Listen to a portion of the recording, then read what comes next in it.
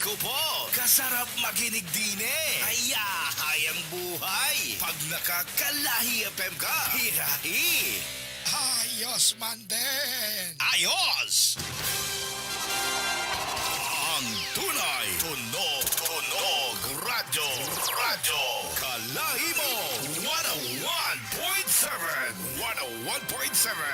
FM, Birahi. Ayos! Ang susunod na programa ay isang bayad na programa. Ang himpilang ito DWXR 101.7 Kalahi mo FM ay walang kinalaman sa mga sasabihin ng tagapagsalita at ng kanyang panauhin. Muli, ang susunod na programa ay isang bayad na programa.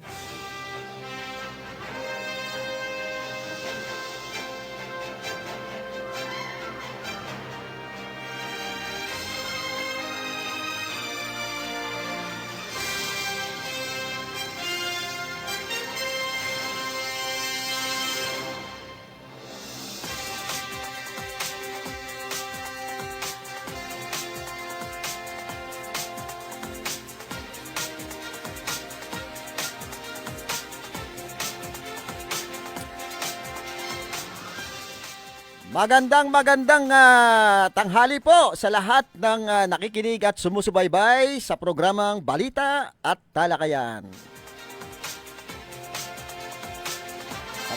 Palapit po ang Pasko ha. Ngayon po ay ika-22 na ng Disyembre taong 2023. At 3 araw na lang.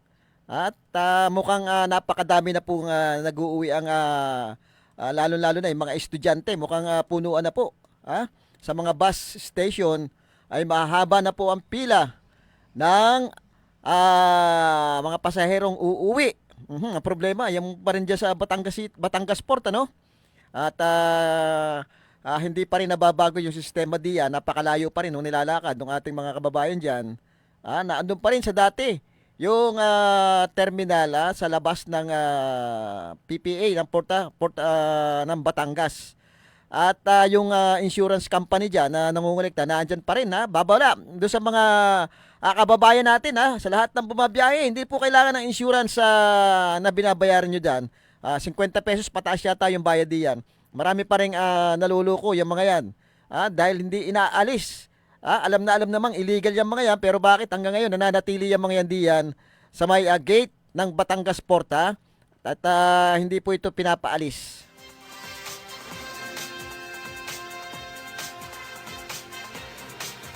Siyempre, binabati natin ang ating lahat ng kaibigan. Binabati natin ng Merry Christmas si Congressman Doy Salvador Leachon si dating Deputy House Speaker, Senior Deputy House Speaker Congressman Doyle Leachon.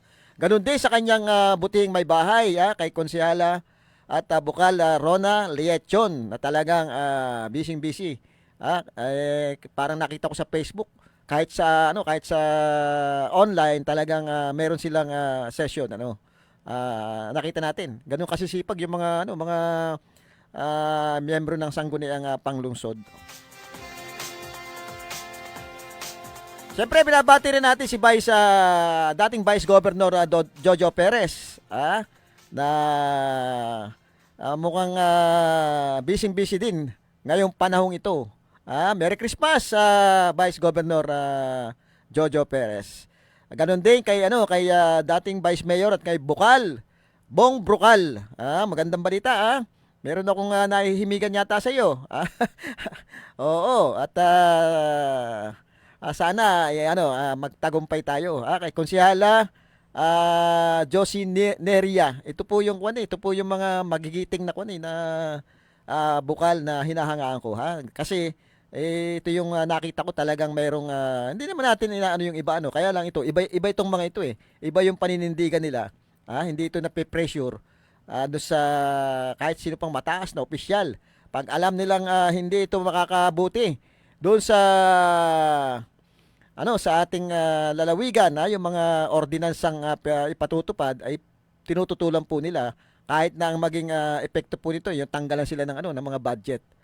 Nakita po natin 'yan doon sa pakikipaglaban sa issue ng armor rack at saka nung pagdedredging nung ating kailugan na ang tingin nila ay isang malawakang pagmimina itong gagawin, ano. At mukhang may mga kontraktor na yata yan. Hindi natin alam kung natuloy yan, pero may mga nakikitang mga ilang barko sa mga dalampasigan natin yan, lalo na dyan sa parting Gloria daw, ay mukhang may mga di umano na mga barkong nagde-dredging dyan, nagmimina o kaya nagsasakay ng mga buhangin natin. Aba, wag naman at baka mamaya ay malaking epekto ito sa sa ating kalikasan, lalong-lalo na sa Oriental Mindoro na ang talagang pangunahing pwedeng pagkakitaan talaga dito natin ay yung agrikultura.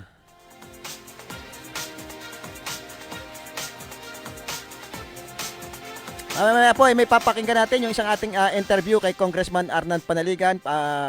Hinggil po ito doon sa mga naging kaganapan diyan sa Kongreso, yung mga bill na naipasa na at yung balita natin, yung Oriental Mindoro Provincial Hospital natin na napakalaking problema pagdating sa gamot, sa pamamalakad diyan ay pumasa na sa unang pagbasa dito sa Kongreso. Ibig sabihin lumalakad po yung ating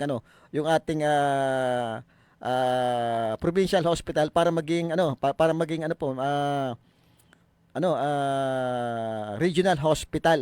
At tayo nagpapasalamat kay Congressman Arnan Panaligan dahil ito talagang tinututukan niya itong bagay na ito.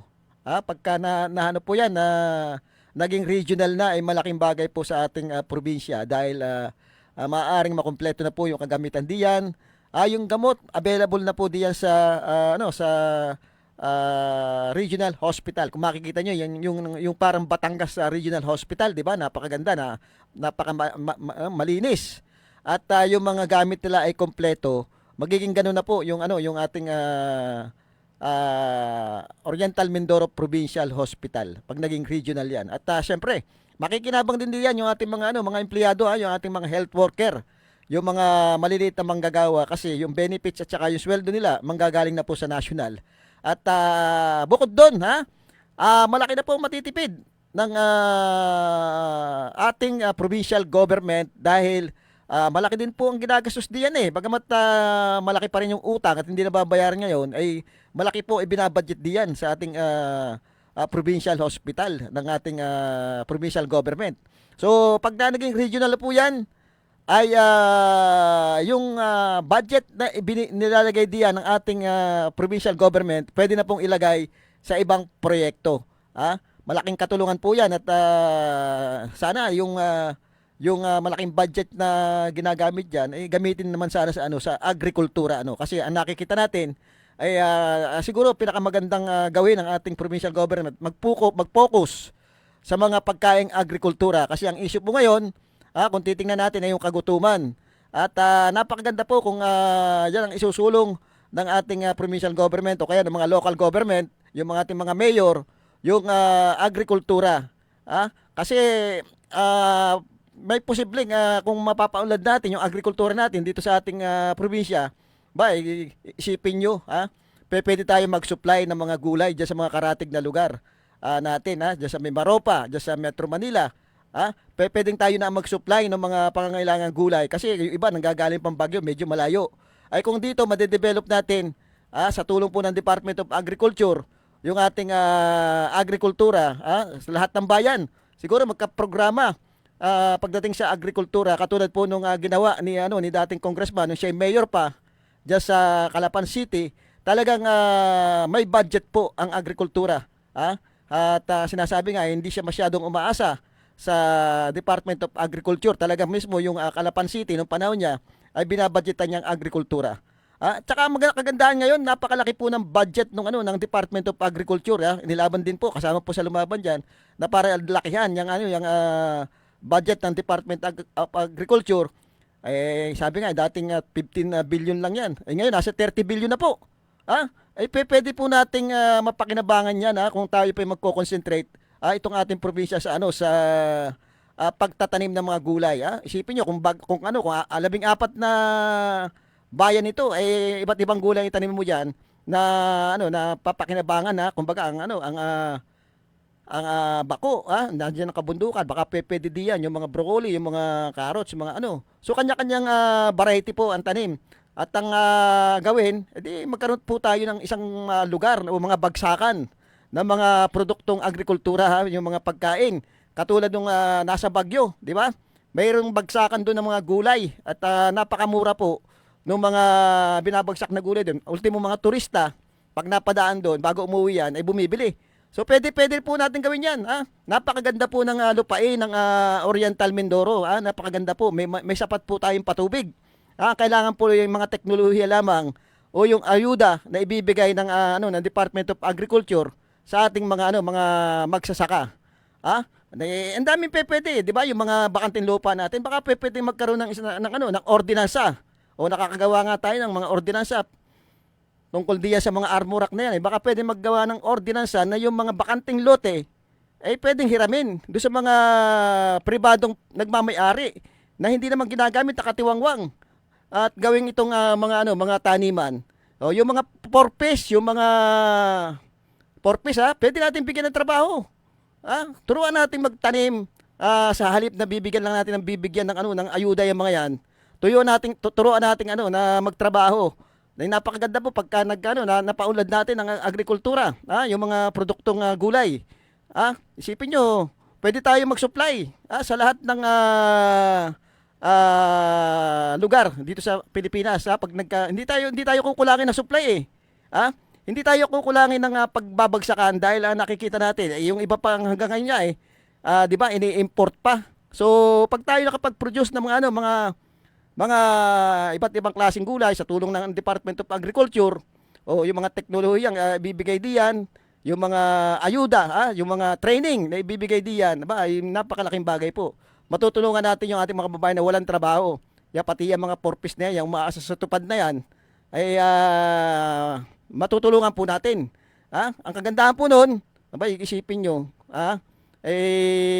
tayo yung magsusupply, tayo yung makakapag-supply ng mga iba't ibang klaseng gulay sa iba't ibang lugar dito sa ating bansa. Hindi na i-export, sa atin nakukuha yung mga yan. So maganda pong siguro isipin yan dahil sa totoo lang naman yung ating probinsya puro agricultural lang talaga yan. Yung pagdating nga sa bigas naandito yung magagandang klase ng bigas. Yun ang hinahanap sa Maynila Yung bigas Mindoro. O kung ma-develop pa natin, makapag-produce pa tayo dito ng iba't ibang klaseng gulay. Edi mas maganda po. Mas kikita yung ating mga kababayan. Kumbaga, yung mga infrastruktura natin, medyo bawasan na natin. Ang kailangan natin, yung direktang maitutulong natin sa kababayan natin. Yung mga farm to market road, okay yan. Kasi kailangan ng ating mga magsasakayan. Pero yung mga building, ay medyo bawasan na natin yan dahil hindi naman nakikinabang diyan yung ating mga maliliit na kababayan. Ang kailangan ay yung bigyan ng trabaho ang ating mga kababayan. At isa sa nakikita natin para talagang mabigyan ng trabaho, yung makapagtanim at bigyan ng training yung ating mga kababayan. Yung mga bakanting lote magagamit yan Ultimo, kahit nga ngayon, di ba? Nakikita natin kahit do sa mga plastic, ay nakakapagtanim ng gulay nakakaani yung ating mga kababayang masisipag.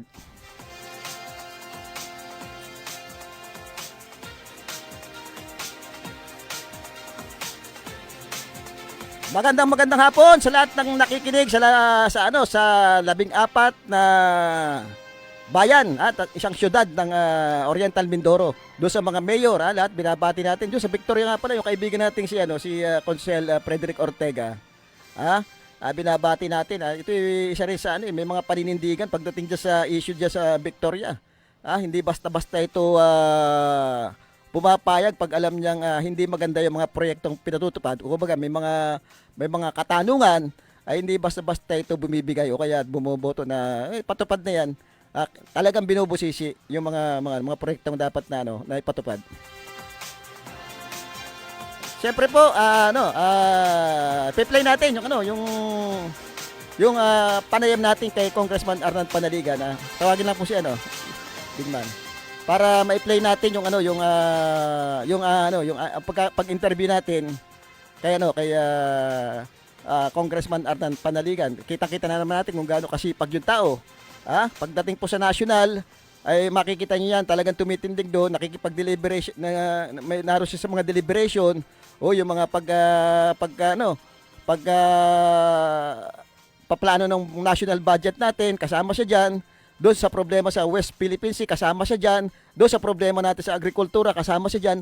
Kaya talagang naandyan siya, talagang tumatayo at napakasipag. Talagang hindi tayo natalo doon sa pagboto sa kanya.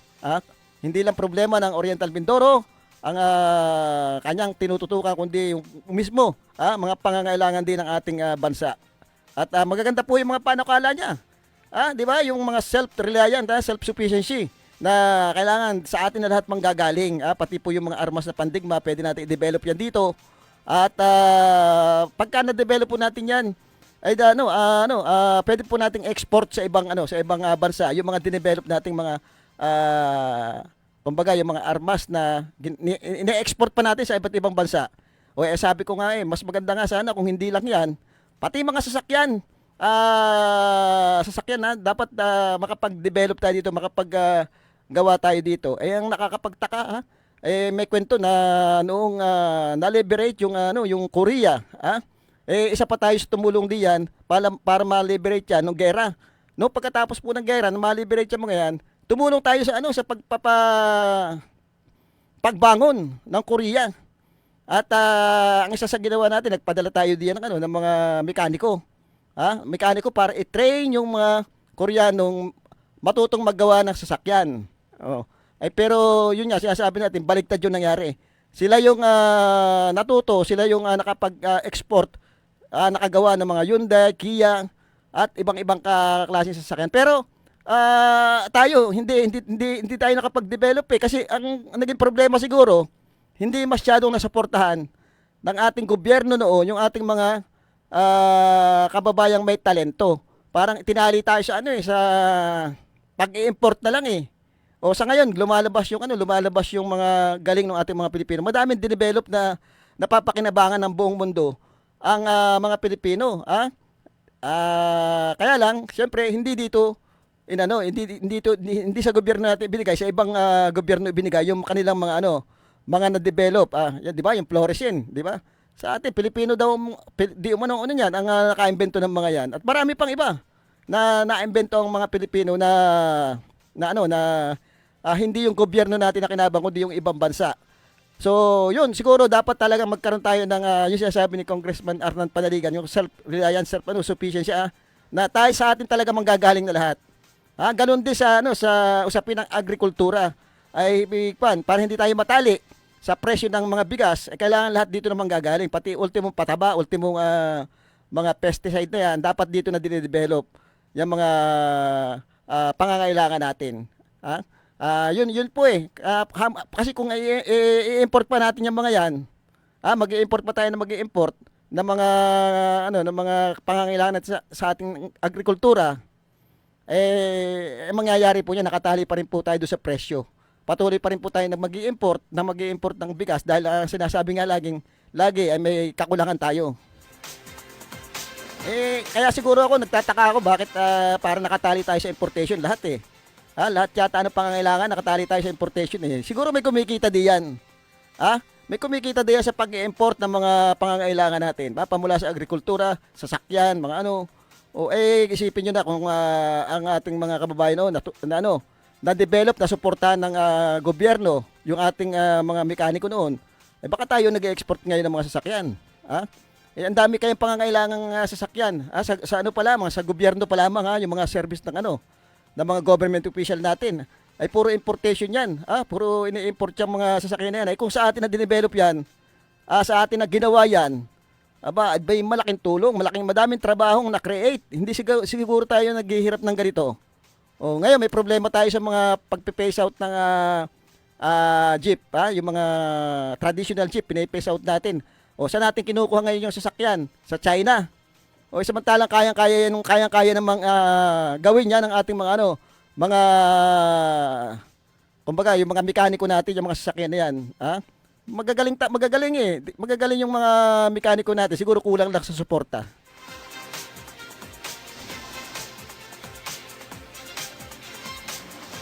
Digman, Play natin yung ano. Okay, play natin yung interview natin kay Congressman Arnel Panaligan para malaman natin yung kanyang mga aktibidad dyan sa ano sa Kongreso. Ha? Dito makikita natin kung gaano kasipag si Congressman Arnel Panaligan.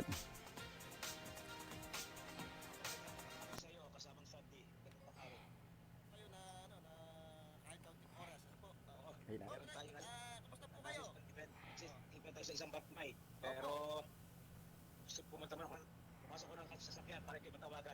Opo. Kamusta na po ang ano pong bago sa alam ko nandito kayo, kauwi niyo lang po, nag-iikot-ikot din sa ating probinsya. Gusto ko lang po itanong yung yung ilang kaganapang nangyari pa po diyan sa Kongreso, yung mga bago po. Dahil Ano po? ginawa na ka-chapi-chapi ka, no, ha? Hello. Tinatanong ko po yung ano po yung mga bagong kaganapan sa sa Kongreso. Well, nagtapos na ang Kongreso, nag-recess ang Kongreso noong December 13, ano? Pero bago nag-recess ang Kongreso, gusto ko na ibalita, meron tayong naipasa na dalawang mahalagang bill natin, isang national bill Opo. at saka isang local bill, ano? Yung local bill natin, yun yung House Bill number 9720 na gino-convert ang kasalukuyang Oriental Mindoro Ayun. Provincial Hospital Dito na. sa Oo. isang regional hospital sa ilalim ng Department of Health or DOH na tawaging Mimaropa Regional Hospital under ng DOH. So malaking bagay ito dahil pag ang ating hospital sa ating kasalukuyang Provincial Hospital ay naging isang under ng DOH, inaasahan natin na mas malaki ang budget niyan, mas tiyak ang budget, mas ma-upgrade ang serbisyo Opo. at kalidad ng serbisyo. Particular, sapagkat under ng DOH na, inaasahan natin na mas makapaglagay sila ng maraming tauhan, maraming doktor halimbawa, maraming staff, at mas maraming pasilidad. Ayun. Oo. Kasi magiging under ng national ng Department of Health, ano? So, alam naman natin, mas malaki ang part ng Department of Health. Kaya sa budget ng kasalukuyang provincial government, no, nakadalang ibinibigay sa hospital na yan. Kaya naniniwala tayo na mas favorable sa atin, mapasya ilalim ng Department of Health ang ating hospital na yan. Opo. Kung yung yung May pasya ng second reading ang bill na yan. Opo, yun nga po.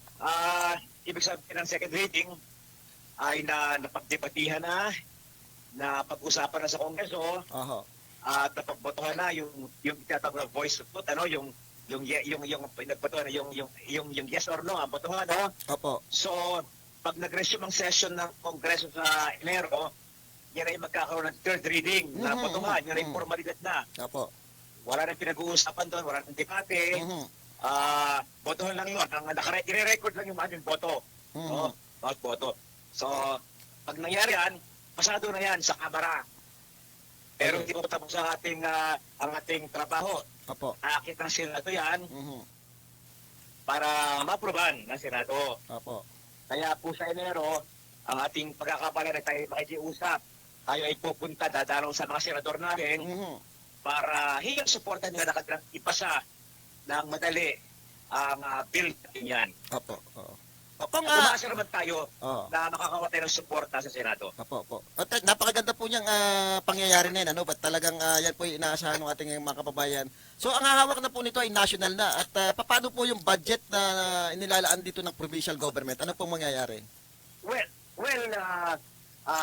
sapagkat ito'y under ng DOH, ang DOH na mag-budget man.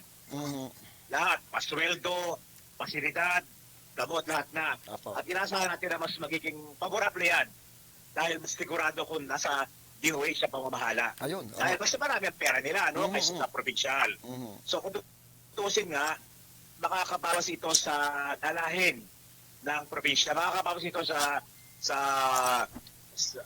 burden ng probinsya. Aha. Yun, napakaganda nung paano yan, nangyari na yan, ano po. At syempre, yung mga empleyado po diyan, yung mga ating mga health worker diyan, kung ano po yung benefits sa national, yun na rin po magiging benefits nila diyan sa provincial hospital na Yun ang maganda doon. regional. Oo. Alam naman natin, iba kasi ang benefit ng national, DOH, saka sa provincial. Kasi, Aha. siyempre, mas malaki ang pera ng DOH, yung national, o plus provincial, no?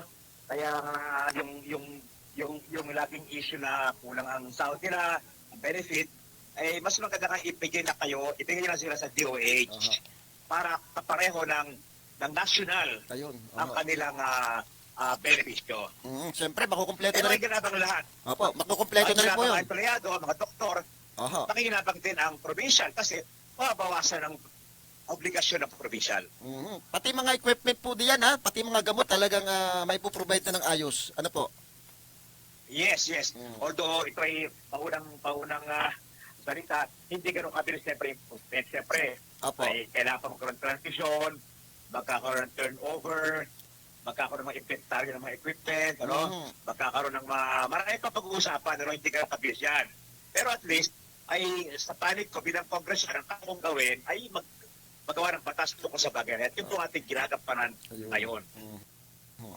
Okay, malipat naman po dito sa sa bagong napasa na rin po yata ito yung bill na 9710, yung nagsusulong po sa ating national defense industry para po doon sa pagtataguyod ng self-reliant posture upang lalo pang mapalakas yung ating AFP. Yung bill na 9710 po. Oh. Naipasa na rin yung second reading noong December 12, no? Opo. So, tapos na ang debate dyan, tapos na mga amendment, isa ako sa nag-introduce sa no? At ako ay principal sponsor din dyan. So, sa Enero, yan ay pagbubutuhan ng formalidad, ano? Yung third reading. At ang kagandahan nito, mabilis ito dahil meron ding atuwang na bill sa Senado tungkol din sa self-reliant defense posture. Kaya pag tinasa ng Kamara ito, tinasa ng Senado yung kanilang version, ay pag-iisa namin yan, pagkasamahin, no, reconcile, at naging batas yan, kay Perma ng Pangulo yan. So anong kahalagahan ito? Unang-una, alam naman natin na una na kulang ang armas ng ating hukbo, ng ating sanatahan lakas, at ang ating nabibili sa ibang bansa, napakamahal, ano? Kaya umisan tayo ay nagtitsaga sa mga second hand, yung mga bigay sa atin ng ibang bansa na kanilang niretire na gamit, ano? Opo. So, pura na po tayo sa mga bagong armas, kaya ang marami natin mga dagat, sa West Philippines, hindi natin mabantayan. Hindi natin mabantayan. So, alam mo, dito sa hearing namin, maraming mga kumpanyang Pilipino pala gumagawa ng barko. Opo. Ayaw nilang gumawa din ng mga patrol boat. Kaya lang, hindi nga sila nabibigyan ng tamang insentibo ng gobyerno. Kaya yan ang layo na natin bill na i-promote, bigyan ng insentibo, bigyan ng suporta itong mga local manufacturer na mga gamit pandigma. Ayun. Oo. Para hindi tayo kailangan bumili sa ibang bansa ay kamahalan. At kaya din gumawa pala no, itong mga kumpanyang ito na mga barko na makabago. No, kaya nga sa ilalim ng bill, masusuportahan ang mga local na industriya na gumagawa ng mga gamit pandepensa. Ayun. So alam mo, dalawang bagay agad ang matutubak mo dyan eh. Ma-modernize mo ng ating armed forces, mapalakas mo ang mga gamit ng ating armed forces, at sila magkakaroon ng kakayahan na bantayan ang ating teritoryo, partikular ng ating dagat, at pangalawa, itong mga industriya ito, defense industry, ay makapagbibigay ng libo-libong trabaho sa mga tao. So, yung may susunod din natin ang industrialization ng ating bansa. May susunod natin ang economic development ng ating bansa kung meron tayo mga defense industry. Okay. Kaya nga, maganda ito, dalawa ka nagtumbok nito. Talagang napakaganda po nitong bill na ito. Talagang napapanahon po yung pagiging self-reliant natin. Sana hindi lang dito sa mga armas pandigma, no? Sana makapag-develop din tayo ng mga sasakyan. Yung mga lalong-lalo may problema tayo ngayon sa di ba, sa mga PUP, mga sasakyan. Sana makapag-develop. Talagang dapat talaga ang ating focus magkaroon tayo ng self-reliant talaga sa ating bansa. Ano po? Ito yun. Totoo. Kaya ng Pilipino. Mhm. Kaya ng Pilipino eh. Kaya lamang hindi nabibigyan ng tamang suporta ng pamahalaan Ah. nagpasa, no? Mhm. Kaya nga itong ating bill na ito, nagbibigay ng insentibo Mhm. sa mga gamit, mga sasakyan na gawa sa Pilipinas. Mhm. Oh. Kasi ibang bansa ginawa sa ang Indonesia. Gumagawa sa sariling barko, sariling aeroplano, sariling tangke. Opo, opo.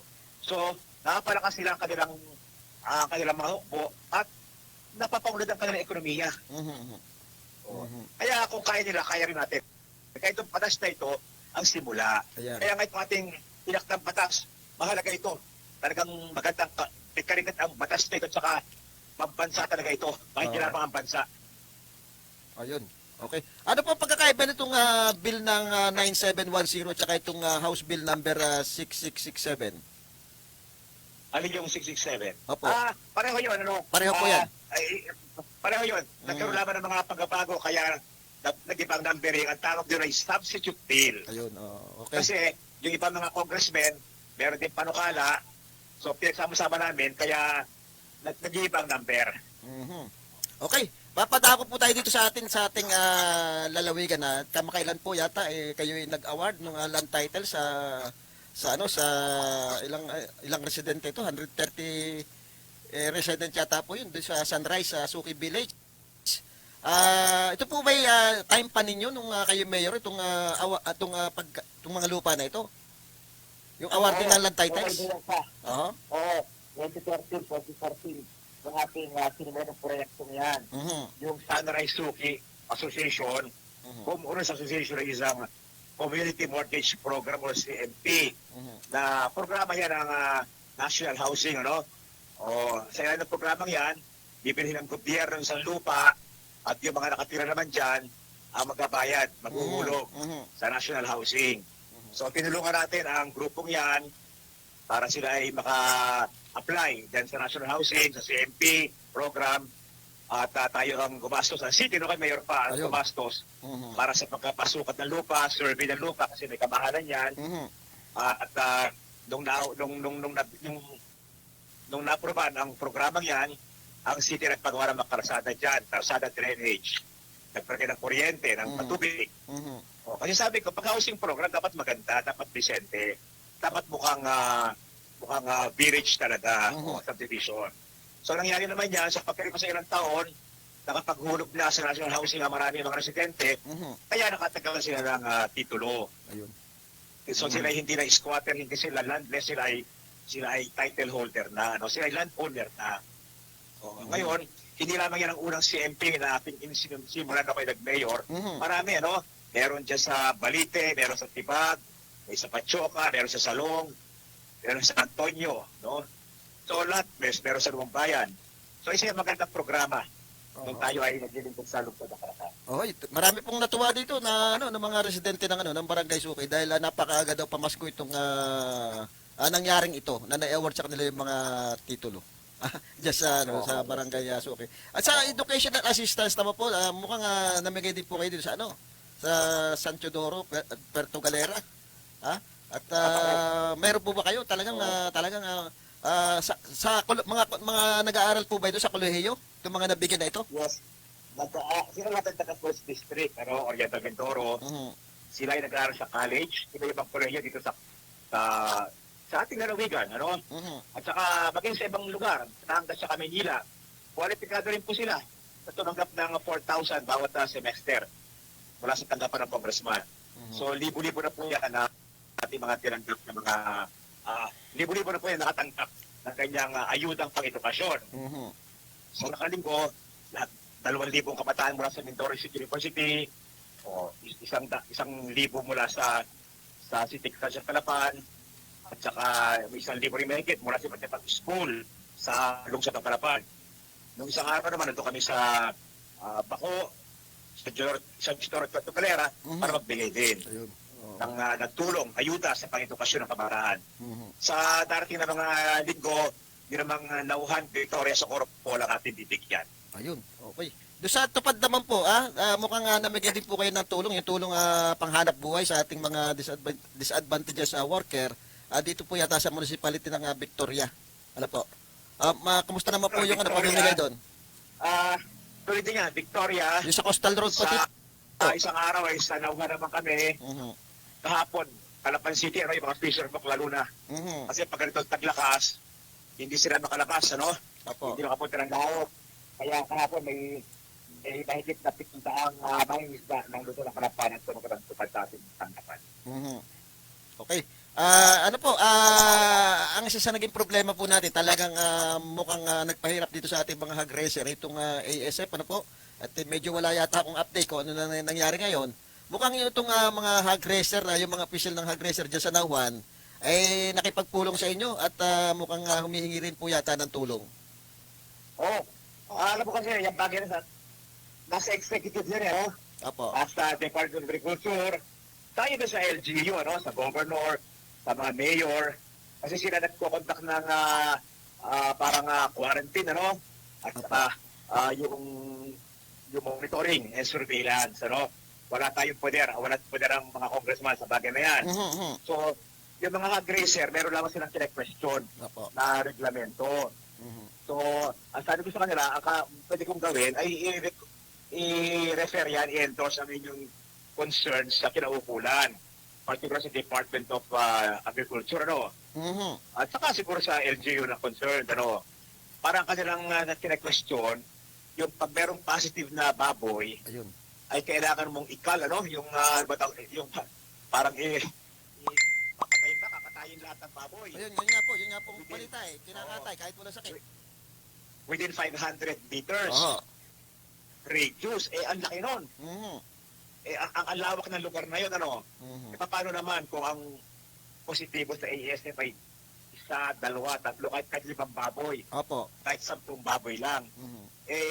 Libo-libong baboy ang madadamay, Mhm. Tapos ang masaklap pa raw dito, wala naman palang indemnity or insurance Ayun, ang oo. gobyerno dyan. Oo. So, ang kanilang solusyon, sana mag-test na lang, Mhm. Parang tayo sa COVID, Mhm. At yung positive, ang i-destroy. Opo.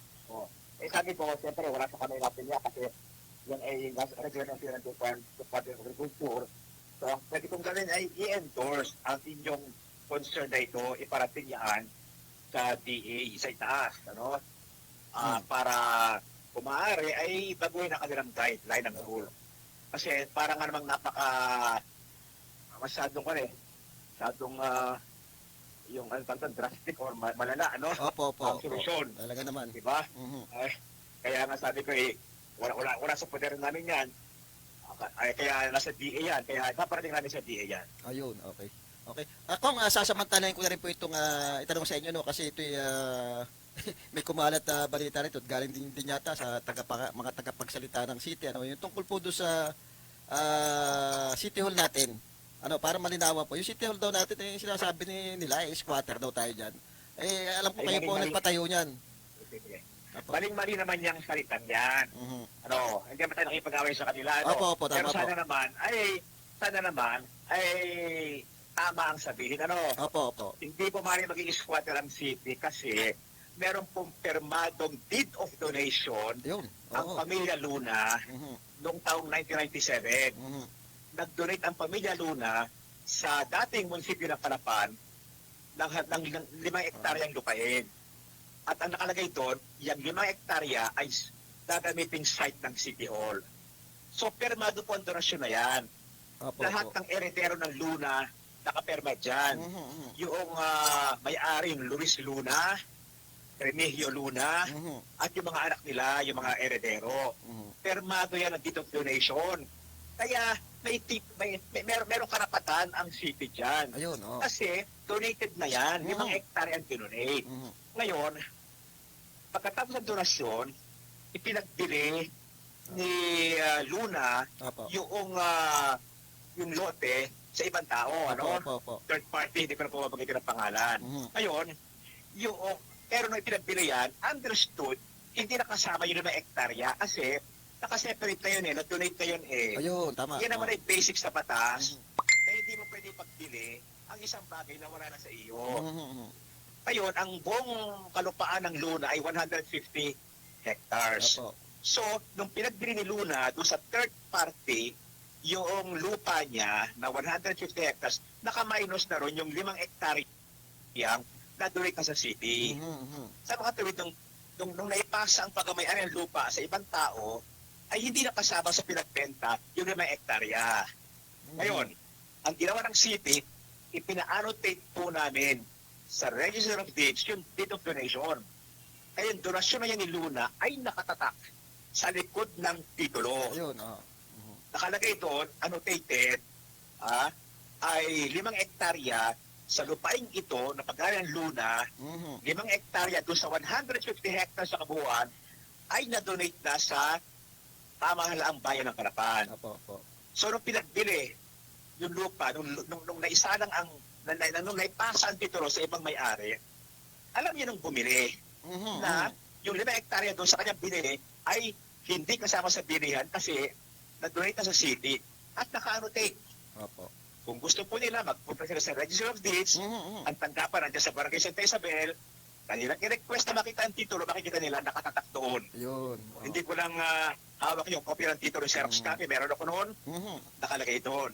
Kaya, legal na pag-aari yan ng pamahalaan ng lungsod ng Kalapan. Ayun. Ngayon, bakit hindi po bakit wala pang titulo sa pangalan ng city? Ganito ang nangyari. Pagkatapos na mabenta ni Luna, yung property, minus yung 5 hektaryang donated sa city, ay kinover ng DAR ang buong 150 hectares.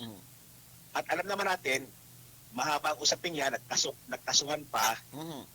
Kaya habang yung mother title ay kinuha ng DAR.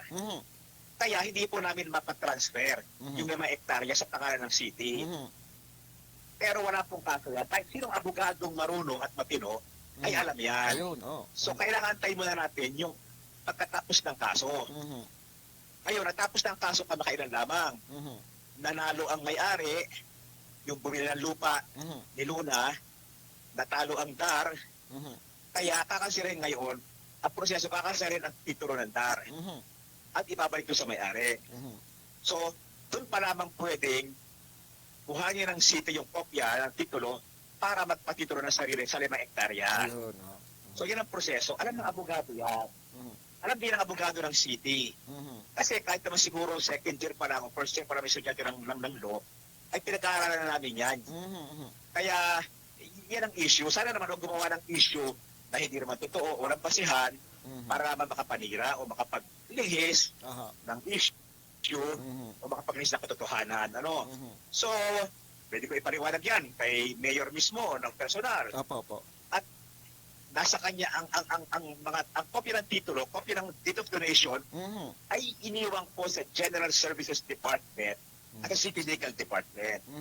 Kaya pwedeng kami ni Mayora ay kanyang tanungin ng abogado niya at ang GSO para makita, may paliwanag sa kanya yung deed of donation, mabasa niya, at saka yung Xerox copy ng titulo ni Luna kung saan nakatatak doon, naka-annotate yung donation.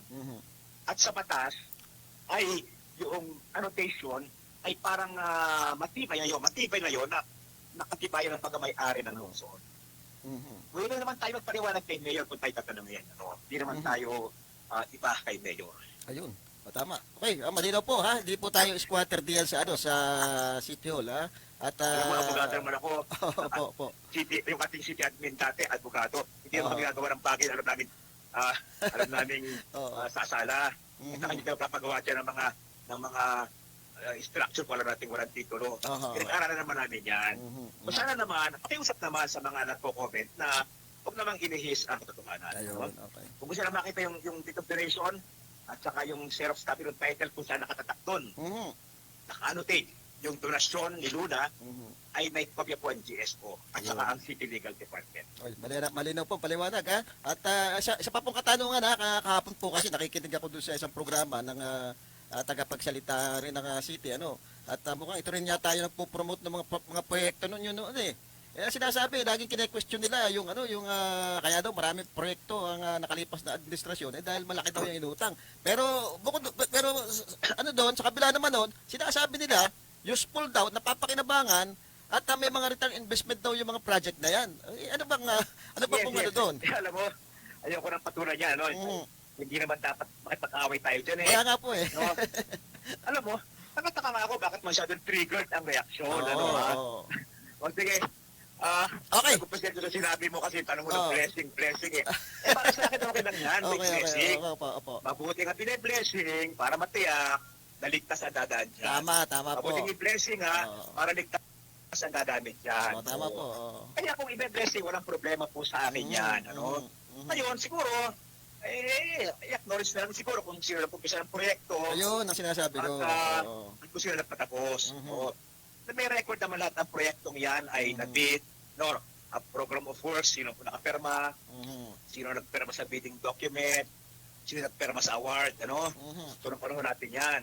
Mhm. Yan, yung ilang proyekto, naiwan kasi tapos ang term ko eh. Di ba Totoo. pwede akong hindi aalis sa pwesto, ano? Nung June 30, 2022. So, merong naiwan, katulad nung Larot Patio, katulad to Santa Isabel. Aha. Naiwan yung Santa Isabel portion. Mhm. Natapos yata yan mga September 2022. Mhm. 3 buwan matapos ako bumaba sa pwesto. Mhm. So natural, nagbayad na yung bagong mayor na. Mhm. So in a way, pwede nga nilang sabihin project nila kasi ay nung nagbayad, ibang mayor na. Mhm. So meron din namang basihan para mag-blessing sila. Okay. Walang problema po sa akin yan. Mhm. Oh. Ayun. Siguro dapat lamang ay magkaroon ng acknowledgement kung sino nag-umpisa. Tama po. Pangalawa, tama ang sinabi na pinapakinabangan. Mhm. May return yan. For example, yung Larot Patio ko sa Isabel, ang tigran traffic ngayon. Dahil nga magpapasko. Napakalaking tulong. ng bahay ko eh. Mhm. Talagang ang traffic. Mhm. So, malaking tulong yan sa mga motorista para may alternative daan. Mhm. Mabilis. Kaya kahit inutang yan, kung pinapakilaban ng taong bayan, okay yan. Yung convention center, inutang yan. Mhm. Pero kita mo naman, ang Papakinabangan. mga events ng city doon ginagawa. Mhm. Di ba? Mga seminar ng city. Mga Seminar ng business doktor, party. ha? Yung mga doktor nag-seminar din. Kumikita yan. Oo. So, pwede rin yan. Pakikinabangan yan. Mhm. Yung Coliseum, naiiwan niya kasi medyo maselang gawain niya kaya matagal. Mhm. So, pag natapos yan, alam ko rin ito rin ni Mayor yan. Alam ko balita ko, ito rin ni Mayor yan. Okay. Oo. Ay, pakikinabangan ng city yan. Pwede mag-imbita sila ng Mayor ng PBA, ng National Basketball, lahat na. Mhm. Pwede. Pwedeng dyan magkaroon ng mga event. Malaki ang mga event. Opo. So, may bayad yun. So, pakikinabangan. Mhm. So, alam mo, ay pinutang yan. Basta pinatinabangan ng bayan, okay yan. Ayun. Yun naman mga kung blessing nila, okay din yan. Ang mahalaga ay pinapakinabangan ng taong bayan ng proyekto. Ayan. At saka nandyan po. Nandyan. Ha? Hindi. Nandyan yan. Nandyan Kaya yung nga, project. masyado naman yata na ang reaction ng iba ay masyadong Oo. medyo Eh, mainit. Alam mo, oo. Pasko ngayon, kaya peace na. Kaya nga po. kanila. Oo. Kung siguro, no. Oo. At saka sabi ng iba, nakakatawa nga sabi ng iba, nagdeklara ko ng war. Yun na nga. Ito muna. Declaration of Political War. Ano? Declaration Sa of... blessing lamang, kaya na agad. Hindi na tayo ganun. Oo. Alam mo, tayo ay mature na politiko. Ayun. Oo. Hindi po tayo basta napatuloy sa ganyan mga bagay. Tama. Oo. No, kung tayo makikipagkala sa politiko, mas malalim ang dahilan. Hindi yan ganyan lamang na bagay. Kausapin, At ito ha? gusto kong sabihin sa iyo, Mhm. kung minsan ang nakakasira pa nga sa pamada ng mga politiko, ang Aha. nakakasira sa relasyon ng mga politiko ay yung mga nakapaligid. Ay, na totoo po yan. nagpo-comment. Totoo po yan. Oo. Totoo po yan. Kaya, kung mahal ninyo ang inyong politiko, kung mahal ninyo ang boss ninyo, Mhm. huwag kayong gagawa ng mga issue. Ayan. Kasi, Oo. parang nasasabong Mhm. di ba? Mhm. Alam mo tayo, matandang politiko tayo, hindi na tayo, tayo ay hindi na pato sa ganyan. Kaya, okay lang. Okay. Magpapalasa tayo, magtulungan tayo. Mhm. Oh. Ayun. At kung natanda mo yung sinabi ko na ako ay nag-turn over ako kay Mayor, Opo, sabi opo. ko sa kanya, ay magtulungan tayo, ang dami kong tumulong sa city kasi sabi ko, ang tagumpay mo ay tagumpay ng lungsod. Ayun. Oo. Ang Tama po yun. kabiguan mo ay kabiguan ng lungsod. Mhm. Mhm. Ay ang kawawa ay ang lungsod, ang taong bayan. Kaya dapat magtulungan. Ayun. Oo. Ngayon, kung merong dapat punahin, pagpuna lang yan, normal lang yan, magpupuna tayo. Opo. Bigyan ng kahulugan na parang nangaaway noon. Hindi tayo ganyan. Ayun. Ayun. Maliwanag po yung paliwanag niya ni Congressman Arnan Panaligan. Kung medyo lampas po tayo sa oras, ha? Bati na lang po kayo sa ating mga kababayan. Kaya pala tayo Oh, bati. Pasensya dun sa nakuha nating oras ha. Opo, wala namang problema. Huling pananalita po ninyo sa ating mga kababayan. Magtulungan tayo. Ang dami ng problema ng ating city, ng ating probinsya, ng bansa. Mhm. Walang parawan para sa mga politika at tirahan. Yung gustong magsiraan ay hindi po nakakatulong sa bansa yan. Ayun. Nakakatulong sa tao. Mhm. At saka hindi tayo madidistract yan. tayo ay nakafocus sa trabaho. Kita nyo naman, kung titigan nyo ating mga post sa Kongreso, kung ating trabaho, tayo ay aktibo sa Kongreso, hindi po tayo tahimik doon. Sa committee, tayo ay nakikipag-deliberate sa mga batas, sa paggawa ng batas. Sa plenaryo, tayo po ay nakatayo doon. Kaya tayo ay aktibong alahok sa pagpalangkas ng batas. Pagkimay ng batas, ano? O, sa committee hearing, active tayo. Hindi po tayo nakikipag-awit sa Kongreso.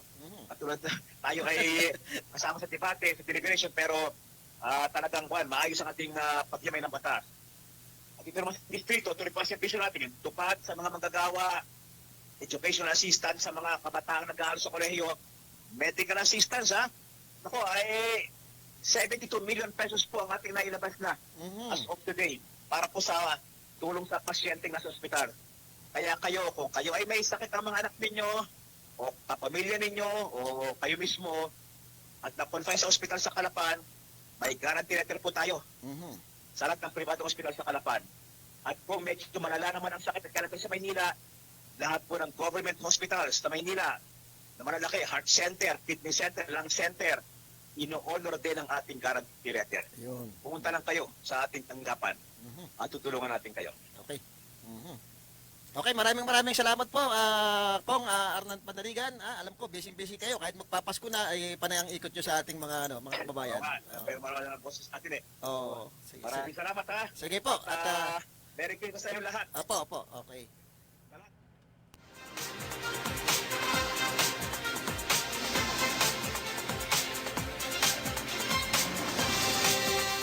Ayun po ang boses ni Congressman Arnan Panaligan, yung mga paliwanag niya napakalinaw po at hindi po siya nagdideklara ng isang political war. Napaka-busy po ng ating congressman sa Kongreso. Wala na pong panahon para makipag-away at saka kung ganyan din lang mang daw usapin, mababaw na dahilan niya para makipag-away siya sa politika, doon po sa mga tagapagsalita naman ng tagapagsalita na city na napapakinggan lagi natin na parang laging pinagtatanggol pa yung sinasabing mga blessing na yan. Ang alam ko doon sa isang tagapagsalita niyan ay nung mayor pa si Congressman Arnan Panaligan, nung siya nakatayo pa, siya rin naman yung nagpo-promote ng mga accomplishment ni Congressman Arnan Panaligan.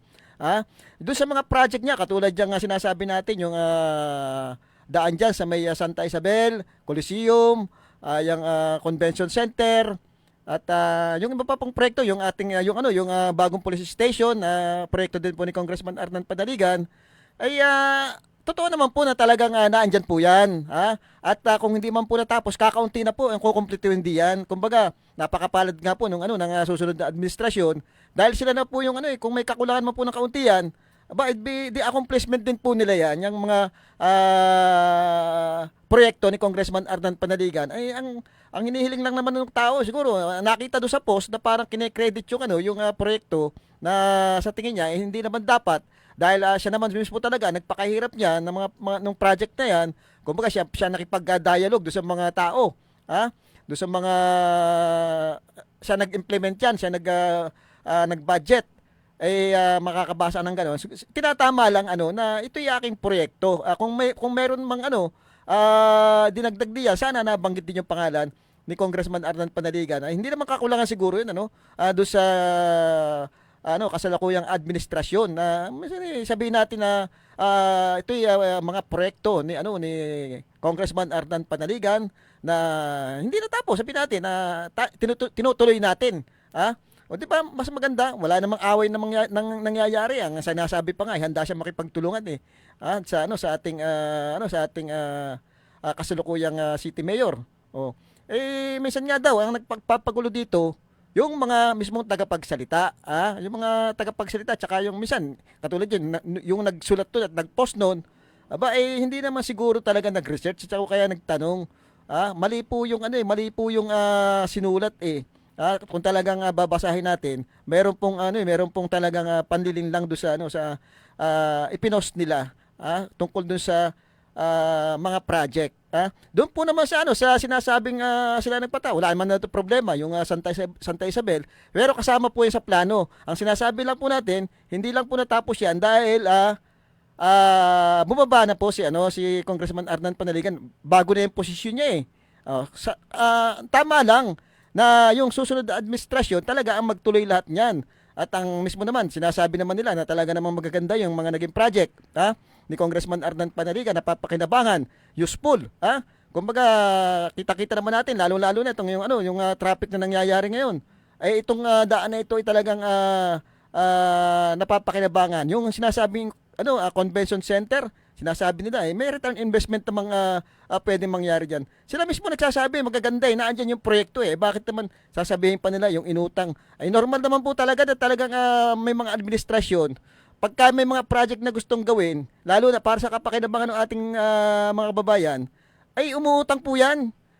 Tungkol naman po sa pagbabayad, pera ba naman nila ibabayad dyan? Hindi naman nila pera ibabayad dyan Pera ng ng taong bayan, pera ng gobyerno ang babayad diyan. At 'yun ay tungkulin ng mga susunod na manunungkulan. Kahit sa national po nangyayari 'yan. Yung presidente, 'di ba? Ang daming inuutang. Nandiyan inuutang yung time ni Pinoy nagbayad siya. Ng mga inutang, halos nabawasan 'yan. Pagdating ni Pangulong Duterte, lumobo. Ang masama po diyan, kung ikay nangutang ng mga perang malalaki, walang project na nakita. At saka medyo malisyoso kasi isipin nyo, si Congressman Arnan Panaligan hindi naman na-involve yan sa kahit anong corruption pamula nung naging mayor nag-umpisa. Wala pong involvement do sa mga sinasabing parang gustong iparinig na corruption. Kaya ang dapat siguro tutukan na lang yung kanilang mga proyektong gustong gawin. Daming problema na city.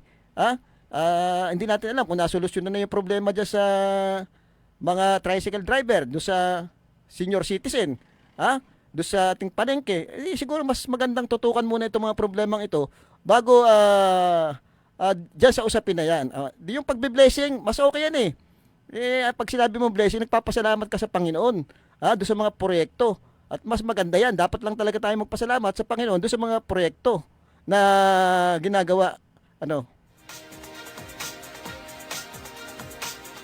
Normal po talaga itinutuloy yan. Ngayon, yung usapin po doon sa sinasabing ano ba yan, yung project po diya sa Pinamalayan na airport na meron daw hindi nagtuloy ng proyektong yan. Hindi natin alam kung ano po yung naging usapin diyan sa airport na pinapagawa diyan sa Pinamalayan. Pero sa aking pagtingin po, baka naman nakita nung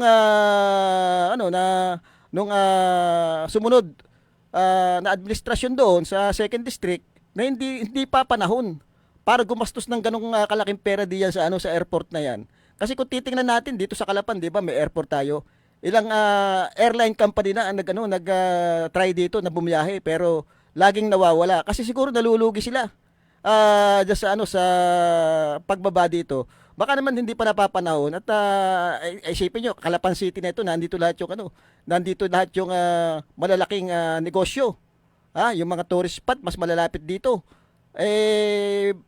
Hindi nga umubra yung airport natin dito. Kumbaga nawawala yung mga airline company na gustong bumiyahe dito sa ating lalawigan. Yun lang po yung pagkatingin ko doon. Baka naman kasi hindi naman talaga natin alam kung ano talaga yung usapin diya, kung bakit dito tinuloy yan.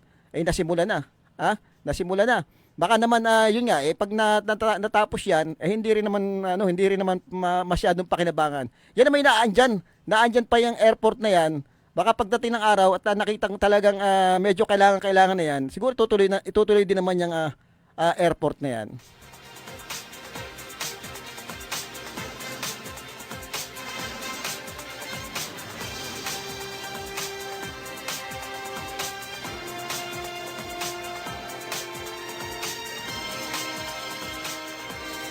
Napakaganda po nung isang bill na nakaabante na.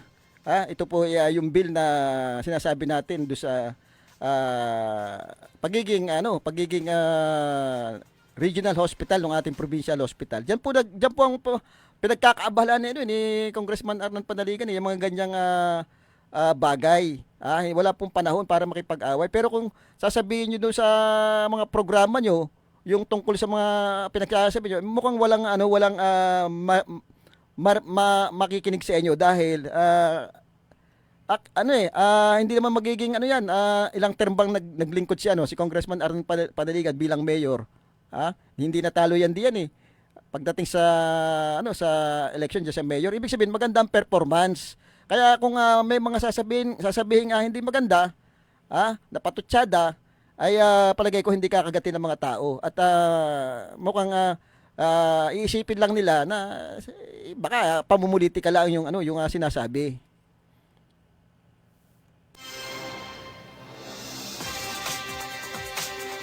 Ay, katulad yang bagong police station, 'di ba? Isang programa ni Congressman Arnan Panaligan 'yan. Napakaganda po. Alam ko para magiging yata 'yan, opisina ng fire station yata 'yan. Pero napakalaki po nung proyektong 'yan. Kasama po sa proyekto 'yan, yung sinasabi nila yung third floor. Okay, kung sila nagpagawa nun, wala namang problema, pero yung po ay kasama sa plano. Hindi ka naman gagawa ng plano ng isang building kung hanggang second floor lang 'yan eh.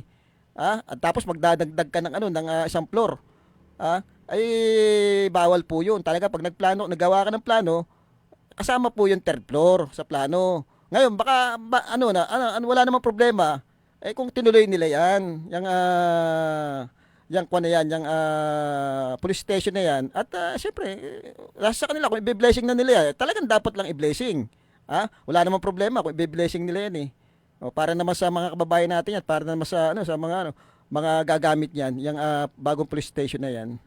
Pero yan po ay programa ni yan po ay project pa rin po ni Congressman Arnan Panaligan, yung mga police station na 'yan.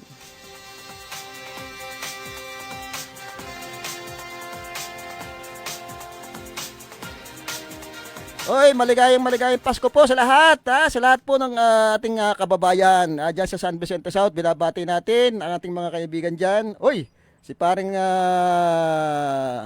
Ramon Anunuevo. Panahon pa yan ni RGB at ni Alfonso Umali, yung airport na yan sa Pinamalayan. Oo. Oy, si Blanc ang nag-declare ng political war. Hindi naman. Sabi nga ni Congressman Arnan Panaligan, wala namang malabo namang yung political war na sinasabi. Alam niyo si Congressman Arnan Panaligan, yan ang kwan yan, ang napakabait na tao niyan.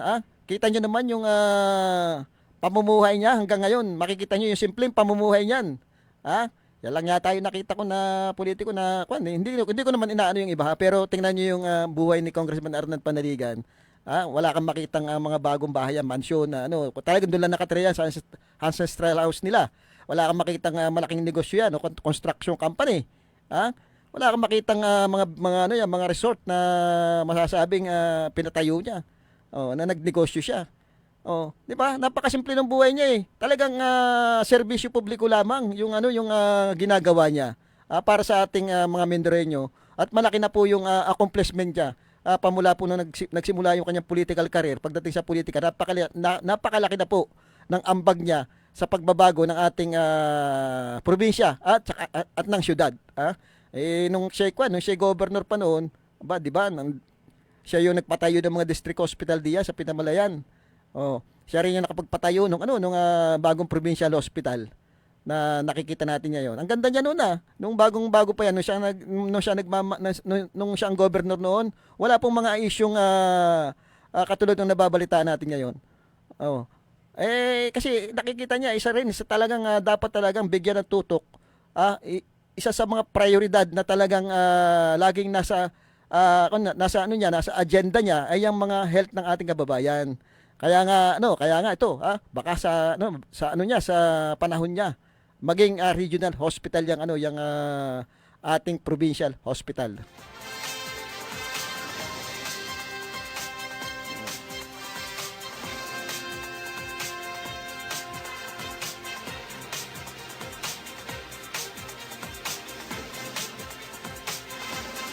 At syempre katulad ng panawagan natin na talagang dapat talaga ang ating probinsya, mag-concentrate siguro sa agrikultura. Madami tayong magagaling na agriculturists.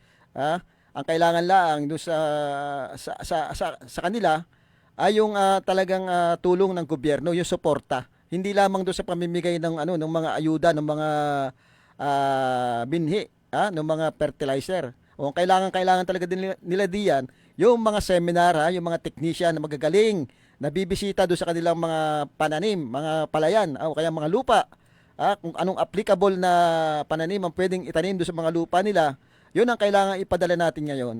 Kasi yung sinasabi natin, ang mga infrastruktura, napakadami na po. Baka medyo bawasan po natin yan dahil mas kailangan ng ating kababayan ngayon ang pagkain, yung trabaho.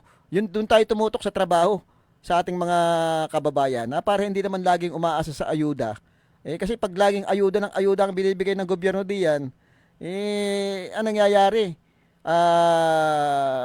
Nagiging sunod-sunudan na lang sila doon sa mga nakaupo. Kasi yun ang basehan Pagka binibigyan ng ayuda, akala nila yun ay galing din sa mga politiko. Hindi nila alam, ay galing din sa kanila yun, lalong-lalo na doon sa mga working class na talaga nagbabayad ng buwis. Doon kinukuha yan doon kinukuha yung mga pinamimigay ng mga purpose ayuda na yan sa buwis ng taong bayan.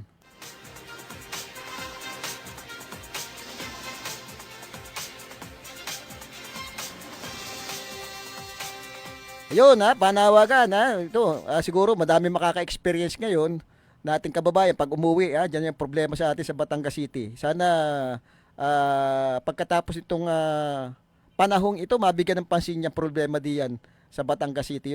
Yung problemang pahirap sa ating mga kababayan. Mabuksan na rin sana yung tingnan kung ano yung bakit hanggang ngayon ay ganun pa rin kataas ang pamasahe sa kabila nung napakababa na ng ibinaba ng diesel. Isa pa rin yan dapat pagtuunan ng ating kinauukulan yung pamasahe. Baka mamaya kaya hindi pinakikilaman yan, baka mamaya may mga nangungumisyon na diyan sa taas ng pamasahe na yan. Kasi nakakapagtaka, yan ay napataas nung time nung pandemic. Dahil kakaunti naman ang pasahero, tsaka napakahirap ng buhay noon, tinaas yan. Hanggang hanggang ngayon, hindi naman binababa. Matagal nang tapos yung pandemic. Sabihin na natin, sinabayan niya nung taas ng diesel, malaki na rin naman binaba ng diesel natin. Kaya panahon na siguro para tingnan kaya pag-aralan kung ay pamasahe ba sa ating barko ay talagang nararapat nga na ganun pa rin kataas.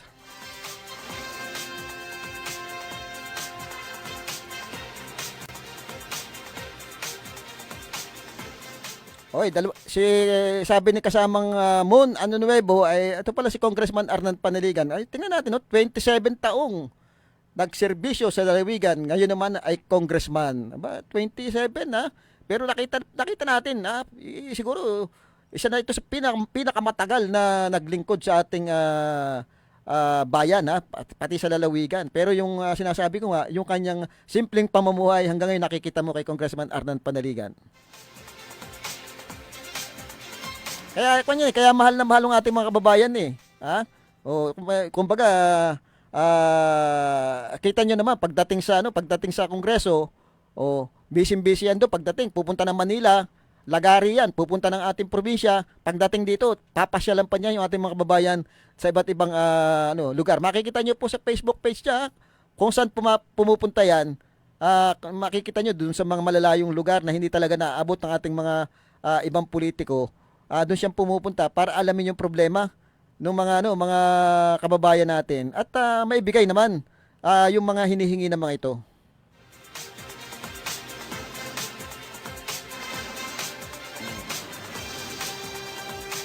Okay muli at 3 araw magpapasko Madaming mga estudyante nang uuwi. Sana ay masaya lahat ngayong Paskong ito at pagdating ng January sana may mga pagbabago nang mangyayari At muli hindi natin alam kung may programa pa sa kailan ba? Lunes wala nang programa. Holiday yata Lunes Big Man. Baka walang programa po ng Lunes. Pahinga. Sa bagay magkikita-kita pa naman tayo. Baka mga 28 na ng December makakapag-programa po tayo. Siyempre tayo naman ay magpapahinga din, At makiki-celebrate din ng Kapaskuhan. Magpasalamat tayo sa Panginoon na tayo ay nandito pa rin, at maayos yung pamumuhay. Yung panawagan natin doon sa mga kababayan nating mahilig kumain, mahilig kumain nung mga matataba, ngayong pagpapasko at magbabagong taon ay kabi-kabilang handaan. Wag masyado, kailangan ng disiplina sa pagkain at marami pong ganitong panahon ay talagang pila sa mga ospital yung mga nai-stroke, yung mga inaatake sa puso. Hina-hina lang po at talaga namang delikado po. Doon sa mga mahilig mag-inom, naman, dapat moderate lang ang pag-inom nyo. At pagka kayo naman po ay hindi iniimbita, ay wag po kayong pupunta. Ang ginagawa naman ng iba ay kunyari may nagiinuman doon ng mga pupunta ron at kunyari may hahanapin, manghihiram ng kayuran, may hahanapin tao. Ayun pala naman nagpapapansin lamang para ayain. At syempre, wag naman kayong ilang ng ihirap yung ilang ng minsan din kayo kumbaga bibiding kayo. Magbibiding kayo. Kaya mahirap yung kayo ilang ng doon sa lahat ng umiinom konting hinay-hinay lang at maraming mga selebrasyong mangyayari ngayon. Kabi-kabila yan, araw-araw yan may selebrasyon, may inuman yan. Wag lang daw inang minsan bibirin, B. Okay, muli po, Sandy Soriano, ang inyong nakasama.